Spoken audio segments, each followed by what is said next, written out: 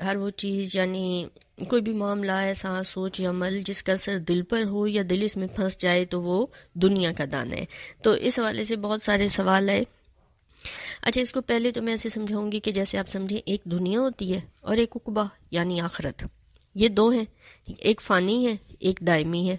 ایک کی کامیابی ہماری وقتی کامیابی ہے کچھ عرصے کی، اور دوسری کامیابی دائمی کامیابی ہے، اصل کامیابی ہے ہمیشہ کی. اب پھر دنیا کو کیا کہا گیا؟ آخرت کی کھیتی ہے. تو اب اس دنیا سے آخرت کے لیے کھیتی تیار کرنی ہے نا، آخرت میں جا کے ہم نے وہ کھیتی کاٹنی ہے.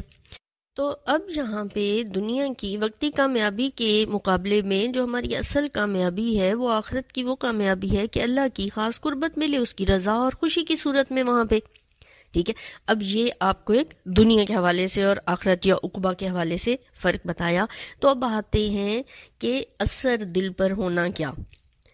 تو ہر وہ چیز یعنی معاملہ، احساس، سوچ یا عمل جس کا اثر دل پر ہو یا دل اس میں پھنس جائے تو وہ، اب آپ ایسے لیں کہ دنیا یا دنیا کا دانا ہے. تو اب یہاں پر اگر میں آپ کو بتاؤں یہ تو دل پر اثر ہو گیا نا. اب یہاں سے آگے آتے ہیں. اب میں آپ کو یہاں سے شروع کرتی ہوں کہ اب ایمان کسے کہتے ہیں. ٹھیک ہے، ایمان جو ہوتا ہے وہ دل کی ایک حالت کا نام ہے. ہم مانتے ہیں یعنی دل میں جس پر ہم یقین کر کے دل سے مان لیں وہ ہمارا ایمان ہوتا ہے. ماننا دل سے ہی ایمان ہوا. ٹھیک ہے نا، دل کا مان لینا جتنے یقین سے مانتا ہے، ٹھیک ہے نا، اتنا ایمان ہوتا ہے. ٹھیک ہے، اب یہ دل اور پھر ایمان. اب دل مرکز ہو گیا نا. ٹھیک ہے، ہم نے اثر دل پر لینے کی بات کی تو دل مرکز ہو گیا. جب دل پر اثر لیتا ہے یعنی دل پر کچھ اثر انداز ہوتا ہے، کچھ بھی، چاہے وہ کوئی معاملہ ہے، گزری ہوئی کوئی سوچ ہے، کسی چیز کا احساس ہے، ٹھیک ہے نا، تو کوئی عمل ہم نے کیا جو دل پر اثر انداز ہوتا ہے یا پھر دل اس میں پھنس جاتا ہے تو وہ سارا کچھ دنیا کا دانا ہوا. کیونکہ ہم نے جو اوپر بات کی ہے کہ دنیا اور عقبہ، ٹھیک ہے نا، دنیا اور عقبہ کے حوالے سے اصل کامیابی اور ناکامی پھر اس کا مرکز دل. اب دل پر اثر انداز ہوا یعنی وہ دل پر اثر ڈال گیا یا دل اس میں پھنسا تو مطلب کیا ہے کہ دل کا یقین کمزور ہوا.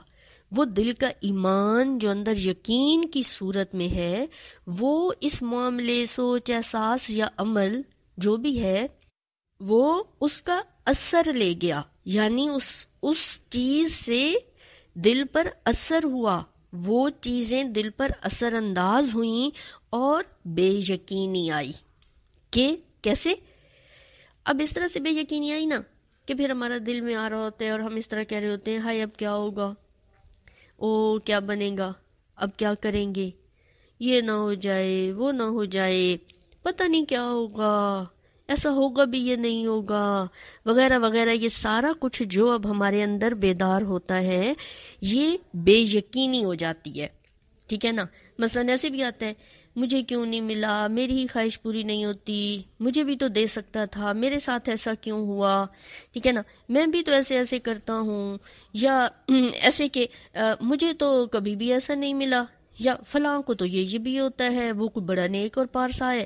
اب یہاں پر اگر دیکھا جائے نا، شکوے، شکایات، مایوسیاں، ہر بات پر سوال اٹھتا ہے، ہر ایک احساس یا بات کے سامنے سوال یا نشان لگے ہوئے ہوتے ہیں. تو اب یہ سب دل پر اثر انداز ہوا نا، تب یہ چیزیں آئیں، یقین کمزور ہوا نا.